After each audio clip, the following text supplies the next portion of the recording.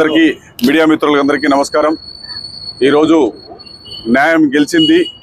నేను చాలాసార్లు మీ విలేకరుల దగ్గర ప్రెస్ మీట్ పెట్టి చాలాసార్లు చెప్పడం జరిగింది। నాకు 5 కోట్లు చెక్కులు ఇచ్చి వేరే వాళ్ళు చెక్ బౌన్స్ చేయడం జరిగింది। ఈరోజు 2020లో కేసు వేయడం జరిగింది। సత్యమేవ జయతే ఈరోజు న్యాయం గెలిచింది। ఈ కేసులో 5 కోట్లు నాకు ఇవ్వాల్సింది 9 crores వేయడం జరిగింది। 1 సంవత్సరం పాటు జైలు శిక్ష వేయడం జరిగింది। న్యాయం గెలిచింది।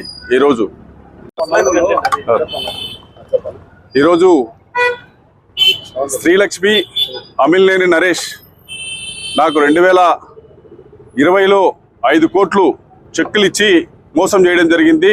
అది నేను కోర్టును ఆశ్రయిస్తే 2020లో కేసు వేస్తే ఈరోజు న్యాయం గెలిచింది।